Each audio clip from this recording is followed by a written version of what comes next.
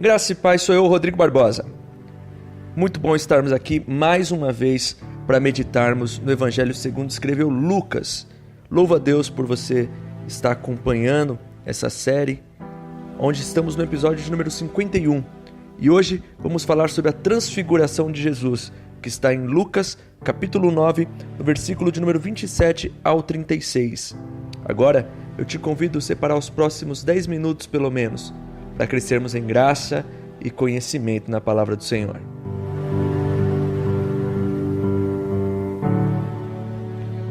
Diz assim: E em verdade vos digo que dos que aqui estão, alguns há que não provarão a morte até que vejam o reino de Deus.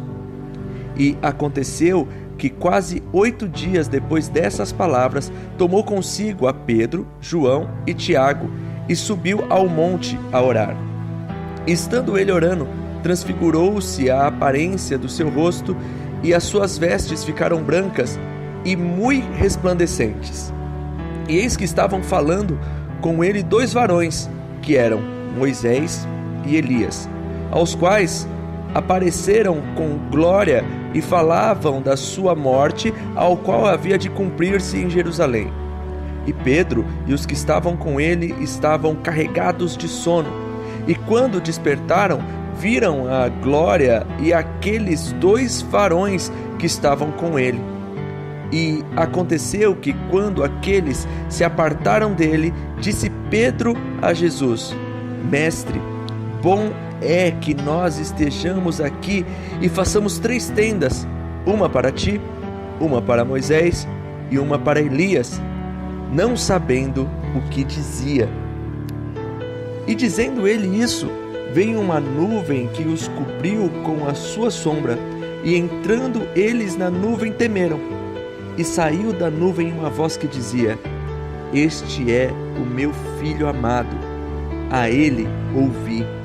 E tendo soado aquela voz, Jesus foi achado só, e eles calaram-se, e por aqueles dias não contaram a ninguém nada do que tinham visto.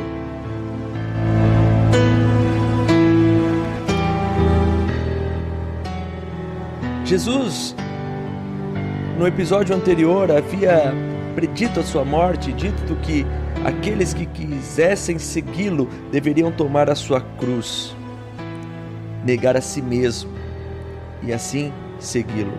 Quem quiser ser discípulo de Cristo tem que tomar a sua cruz, negar a si mesmo e segui-lo. E ele, em meio a essas palavras, ele diz: Em verdade vos digo que alguns que estão aqui não provarão a morte até que vejam o reino de Deus. Algumas pessoas podem até interpretar esse texto como se, de repente, alguns dos discípulos de Cristo viveriam até hoje, acreditando estão assim que eles só morreriam depois de ver Cristo ressurreto ou de ver a volta de Cristo. Mas isso seria um absurdo, porque no versículo de número 28 já tem a explicação do que Jesus havia dito. No versículo de número 28 diz: E aconteceu que quase 8 dias depois dessas palavras, tomou consigo Pedro, João e Tiago e subiram ao monte para orar. E o que aconteceu no monte? Pedro, Tiago e João puderam contemplar a glória de Jesus. E puderam ali ver que de fato Jesus era o Messias. E puderam ali contemplar o reino de Deus estabelecido na terra. Que coisa maravilhosa! Sabe, às vezes as pessoas leem versículos isolados e querem tirar conclusões de versículos isolados. Pessoas que criam teses mirabolantes acerca de ideias que passam por sua cabeça. Mas a Bíblia, ela tem toda a explicação que nós precisamos dentro de um contexto que tornam as coisas lógicas e entendíveis para aquele que crê. Como esse versículo. Se você para no versículo de número 27, parece que alguns discípulos de Cristo vivem até hoje. Mas quando você lê o 28, você descobre que 8 dias depois, Pedro, Tiago e João puderam contemplar a glória de Cristo e assim ver que, de fato, o reino de Deus estava estabelecido na terra em Cristo Jesus. Bem, o que nós podemos ver aqui nesse texto? Que enquanto Jesus está orando, mais uma vez, Jesus orando, que maravilha, ele se transfigura e a glória dele é manifesta. Então Moisés e Elias aparecem e começam a conversar com ele. Pedro, Tiago e João podem contemplar ali Moisés e Elias. Que coisa maravilhosa! E o que Moisés e Elias representam ali? Moisés representa a lei. Moisés representa a antiga aliança. Moisés representa ali tudo o que o judeu cria e guardava e vivia. E Elias? Elias, o maior dos profetas que passou. Um profeta ali que todo Israel conhecia. E o que isso pode representar? Que Jesus é maior que a lei, que Jesus é maior que os profetas, que Jesus é o próprio Filho de Deus. Que coisa maravilhosa! Quando você olhar para o Antigo Testamento, lembre-se de que em Cristo tudo se faz novo e Ele é maior que Moisés e maior que Elias. É triste saber que nos tempos que vivemos existem pessoas que querem guardar a antiga aliança, que querem viver a antiga aliança, achando que guardando-a ou fazendo guardando os costumes ou coisas que foram restritas ao povo judeu, estão agradando a Deus, quando na verdade o próprio Moisés e o próprio Elias estão ali conversando com o Cristo, ao qual eles mesmos esperavam. Pare e pense nisso. Entenda, o que acontece aqui? Olha para Pedro, Tiago e João contemplando aquela maravilha. Em vez de Pedro ficar quieto, Pedro não consegue se conter, não consegue conter seu temperamento sanguíneo e abre a boca e diz: que bom que estamos aqui. Até aí beleza, só que ele diz: vamos fazer 3 tendas, Senhor, uma para ti, uma para Moisés e outra para Elias.